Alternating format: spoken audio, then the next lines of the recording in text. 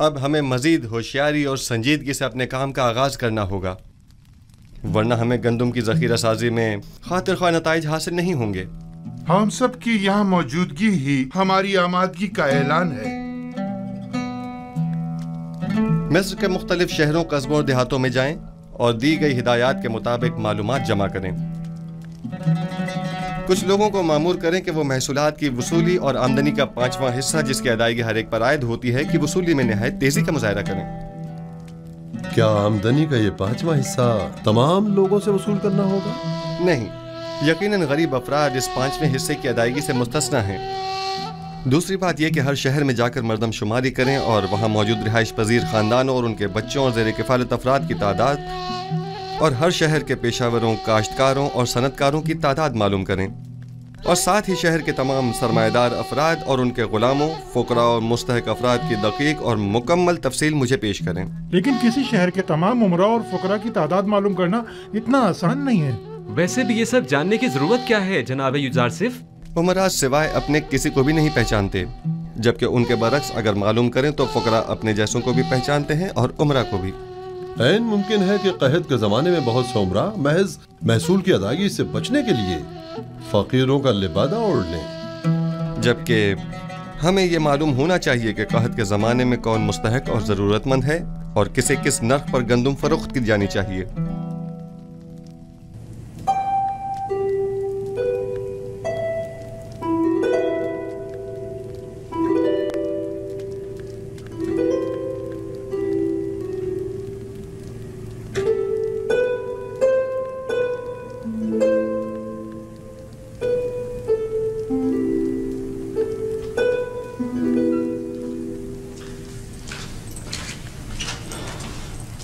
दुरूद बर बानो जुलेखा। क्या हुआ रुद्रमुन? कुछ खबरें मिली हैं, सोचा कि आपके गोश गुजार भी कर दूं।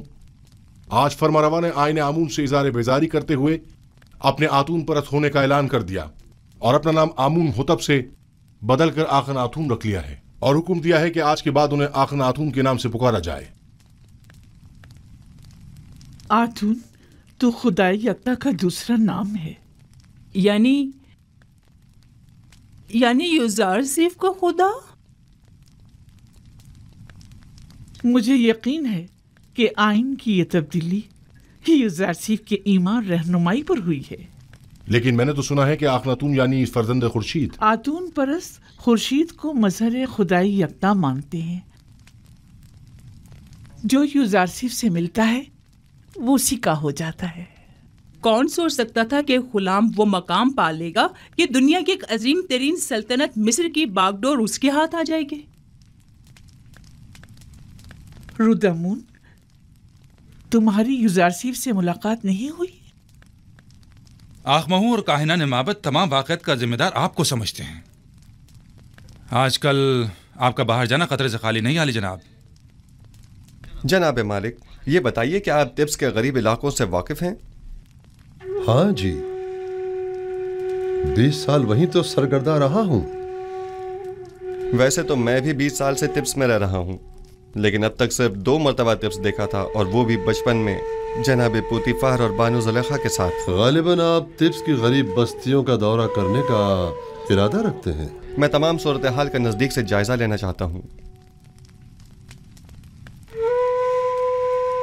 घबराने की जरूरत नहीं, देख रहे हैं कि भेष बदल कर जा रहा हूँ।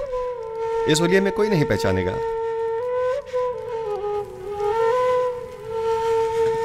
बिलाखिर मुझे नरसल, कपास और गंदम के तमाम काश्तकारों, मादनियात के कारकुनों और गुलामों से मुलाकात करनी होगी। मुझे मिस्र के तमाम हालात की मुकम्मल आगाही होनी चाहिए। आप बेफिक्र हो जाइए, मैं इन्हें हरगिज तनहा नहीं छोड़ूंगा। चले मालिक।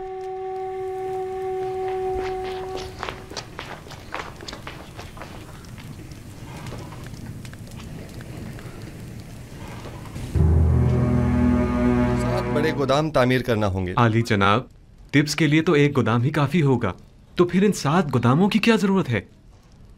पहली बात तो यह कि तिब्स मिस्र का मरकज है। मिस्र के तमाम शहर और कुर्ब जवार के तमाम ममालिक भी यहीं से रुजू करते हैं। लिहाजा ज़रूरी है कि यहाँ के गोदाम इन तमाम लोगों की 7 साल मतलूबा ज़रूरत को पूरा कर सकें। दूसरा, क्योंकि हमें गंदम को खूशों समेत जखीरा करना होगा, चुनाचा जगह भी ज्यादा दरकार होगी। अली जनाब, खुशियों समेत क्यों? इसके लिए तो वाकई कई गोदाम दरकार होंगे। दरअसल हमें एक चीज से दो फायदे लेने हैं। एक तो ये कि लोगों की मतलूबा गंदम की जखीरा साजी की जा सके, और दूसरा ये कि जानवरों के लिए चारे की जरूरत भी पूरी की जा सके। हमें उन गोदामों से गंदम निकालने के लिए उनके नीचे दरीचे भी बनाने होंगे। ये तमाम गोदाम कुछ इस तर्ज पर बनाने होंगे कि जमीन की नमी और बारिश से मुकम्मल महफूज रहें। इस मकसद के हुसूल के लिए हमें पहले ज़मीन को काफ़ी गहराई में खोदना होगा, एक बड़े कुशादा और गहरे गड्ढे की शक्ल में, और उस गड्ढे में पहले पत्थरों से मजबूत 7 तहखाने तामीर करने होंगे, और फिर उन 7 तहखानों की मजबूत छतों पर गोदामों को एक दूसरे के करीब करीब तामीर किया जाएगा।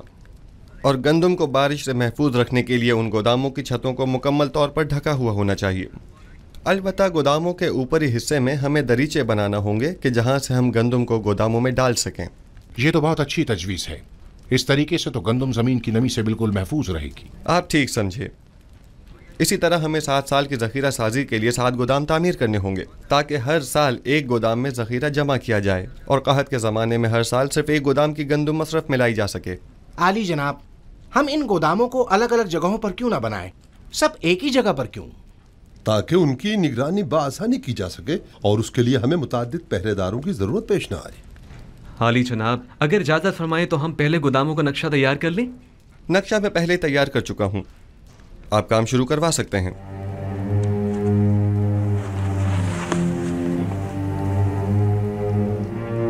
अज़ीज़ान मोहतरम, ज़रा तवज्जो फरमाएं। हमें गोदामों की तामीर के साथ साथ दरियाए नील के अतराफ में नहरों और बंदों की मगर इन गोदामों की तामीर के लिए सरमाया कहाँ से आएगा? जाहिर है कि हर शहर के गोदामों की तामीर उसी शहर की आमदनी से की जाएगी।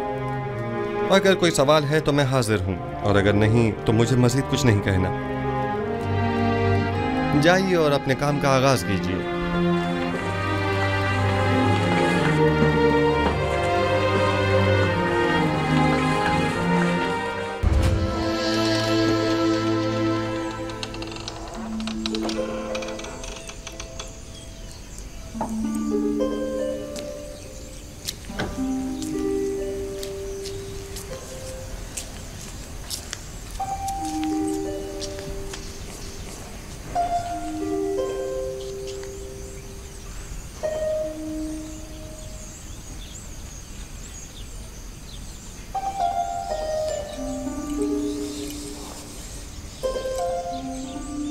अब क्या हुआ? क्या उफ्ताद आ पड़ी?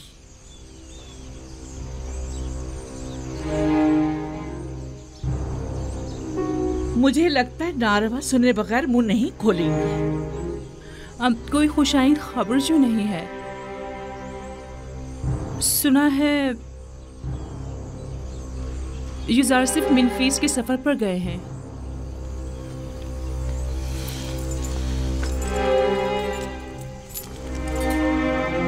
सिर्फ सर के इस रुमाल ने ही आपको सांप की शक्ल का नहीं कर दिया। आपकी बातों का डंक भी सांप के जहर से कुछ कम नहीं। मुझे बताओ, ये खबर कैसे सुनी?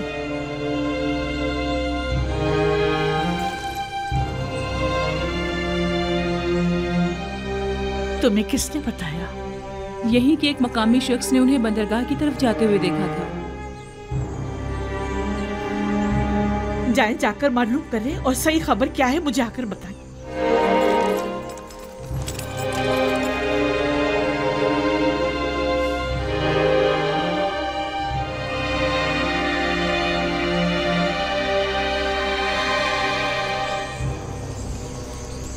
जी बानो हुजूर, और सुबह वो अपने चंद साथियों के हमरा मिनफीस के लिए रवाना हुए। मैं इसी पर खुश थी कि कम से कम युज़ासिफ शहर में तो है।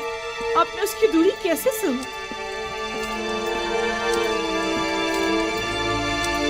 ए मिस्र के कुदरतमंद खुदाओ, ए आमून बुजुर्ग, तेरे नाला फरियाद का ये सिला दिया है तुमने। मैंने तो तुमसे इल्तिजा की थी कि किसी तरह मुझे युज़ासिफ से मिला दो, लेकिन तुम तो उसे मुझसे दूर ही करते जा रहे हो। नहीं मालूम आखिर उसका खुदा उसकी इतनी मदद क्यों करता है। और एक तो वो जो मेरी इसे एक ख्वाहिश को भी पूरा न कर सके।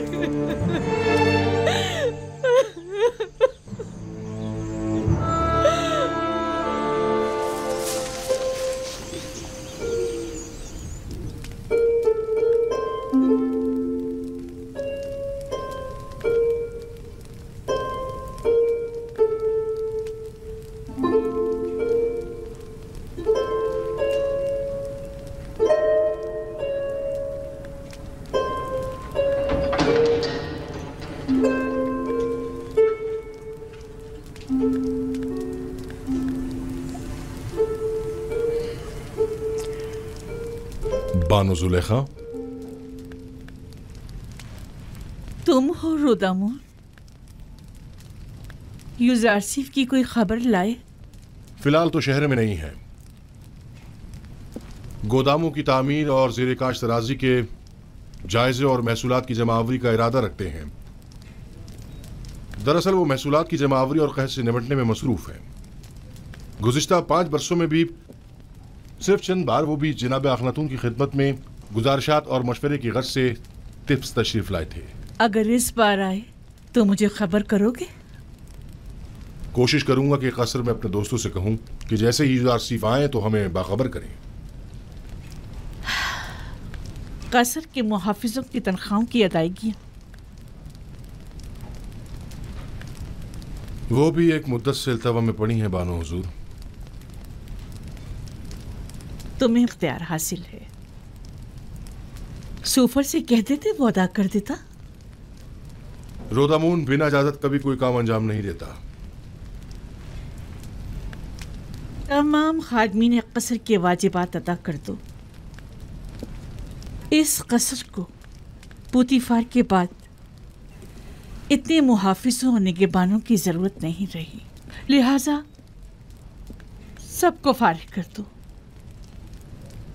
खुफुर और सूफर को यहां बुलाओ।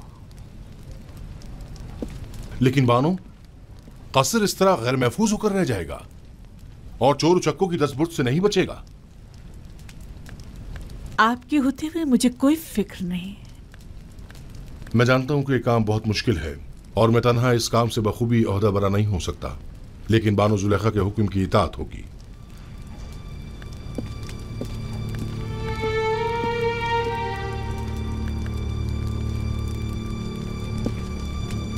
कभी ये कसर इस सरजमीन की दूसरी बड़ी शख्सियत इज्जत मिस्र जनाब पुतीफार से मुतालिक हुआ करता था, लेकिन अब क्या?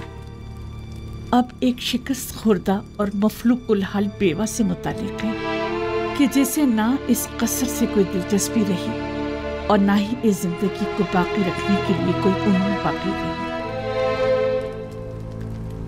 अगर मेरे दिल में यूसारसिफ की मोहब्बत की शम्मा रोशन न हुई होती तो मैं अब तक खुद को जिंदगी की कैद से कब का आजाद कर चुकी होती।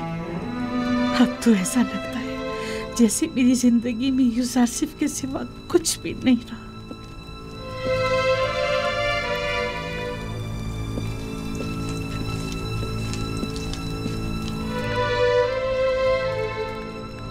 कसर के तमाम मुहाफिजीन और खादिमीन के वाजिबात अदा करें और सिवाय रुदामून के सबको फारिग कर दें। अब इन सब की तनख्वाहों की अदायगी मुमकिन नहीं रही। जनाब खुफू भी तमाम काहिनाने माबद को फारिग कर दें।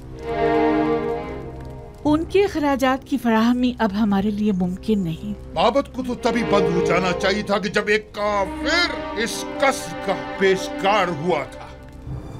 इतना अरसा भी बिला वजह ही खुला रहा।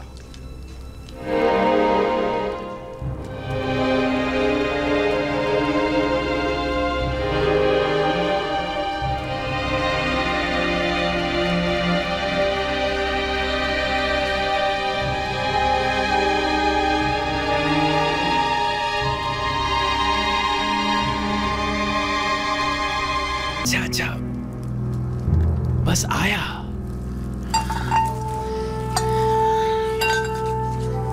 इन बर्तनों में खाना खाने का मजा ही कुछ और है।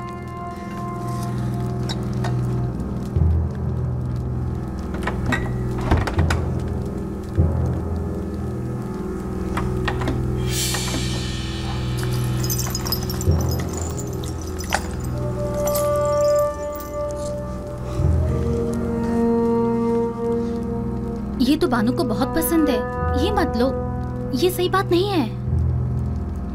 ये हमारी बरसों की खिदमतों का सिला है। बानो अब बूढ़ी हो चुकी हैं, अब वो इन सब का क्या करेंगी?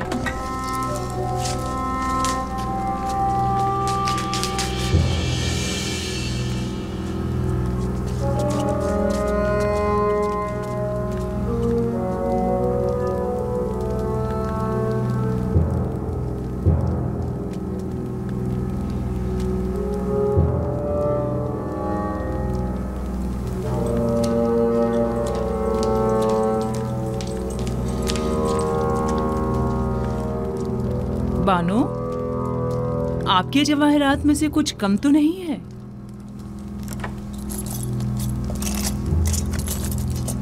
हाँ, सच्चे मोतियों की माला नहीं है।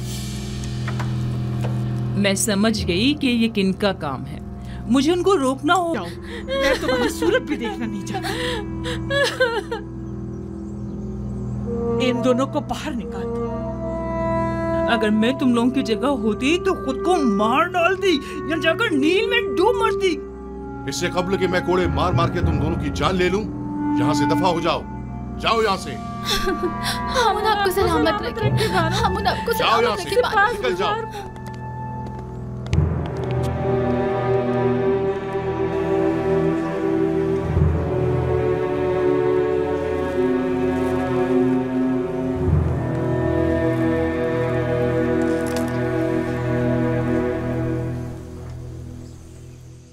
जुलेखा के दर्द क्या कम थे, जो हर रोज आसमान से एक नई आफत नाजिल हो जाती है।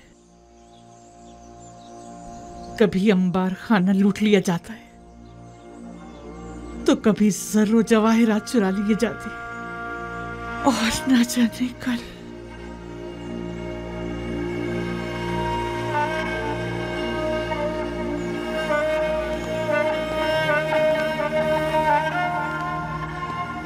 जब से शेख रुनूश का गोदाम लूटा गया है, इन बेचारों की हालत तो मजीद बदतर हो गई है। सुना है कि यूजारसीफ के हुक्म के मुताबिक जो शख्स भी जिस जमीन पर काश्तकारी करेगा, वो बदतदरीज उसका मालिक हो सकता है। जी ऐसा ही है। और जितनी ज्यादा मिकदार में गंदम हुकूमती गोदाम में जमा करवाएंगे, उसी मुनासबत से आखनातून की जमीनों के मालिकाना हुकूक हासिल करते जाएंगे। तो क्या मैं एक अशराफ जाती होकर बिल्कुल जनाबी यूजारसीफ की तरह सखी नहीं हो सकती?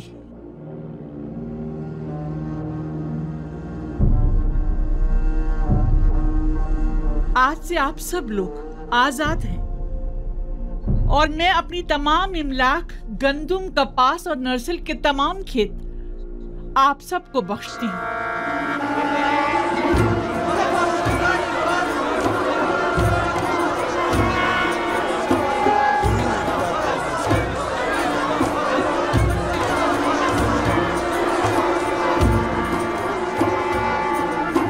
मेरे पास कुछ नहीं जिससे आप लोगों की जरूरियात पूरी हो सके। इन जमीनों पर काश्तकारी कीजिए और उसकी आमदनी से अपने अहले खाना का बंदोबस्त कीजिए। हम बानों की इस लुत्फ़ व इनायत को हरगिज़ फरामोश नहीं करेंगे। खुदाओं की रहमत हो आप पर। हमेशा खुदाओं की हिफाजत में रहें। आपका इकबाल बुलंद हो। सलामत रहिए बानो ज़ुलेखा। क्या आशिक को नहीं चाहिए कि अपने माशूक के रंग में ढल जाए? अगर यूजारसीफ खुद को मोहताजों का खादिम समझता है, तो जुलेखा क्यों ना समझे? अगर वो अपने लिए कुछ नहीं चाहता, तो जुलेखा क्यों चाहे?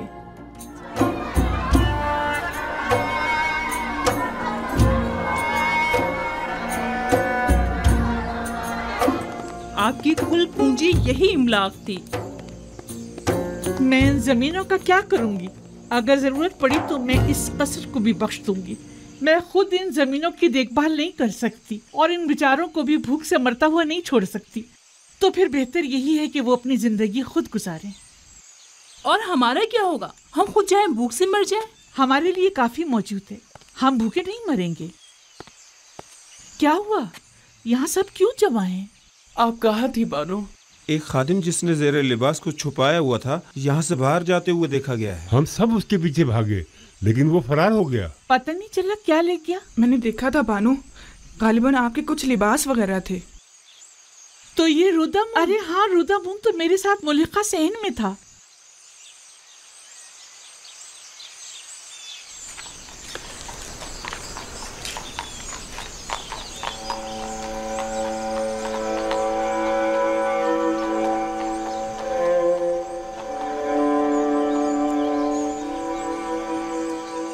वैसे इन कपड़ों का मैं क्या करूंगी?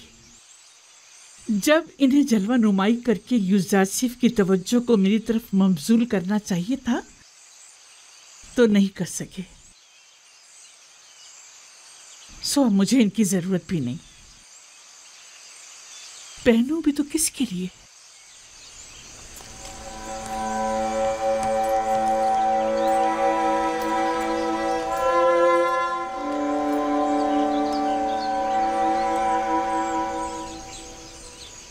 अगर बानो इजाजत मरहमत फरमाए तो मैं इजाजत चाहूंगा। क्यों? अब कसर में मेरी जरूरत नहीं रही और मेरी यहां मौजूदगी बेकार है। मैं एक सिपाही हूं बानो, और फौज में रहकर बेहतर तौर पर खिदमत अंजाम दे सकता हूं, जबकि अब यहां मेरी मौजूदगी गैर जरूरी महसूस होती है। लेकिन हमें तुम्हारी यहाँ ज्यादा जरूरत है। मेरा यहां से दिली ताल्लुक है। मैं हर रोज आपकी खबरगिरी को आता रहूंगा।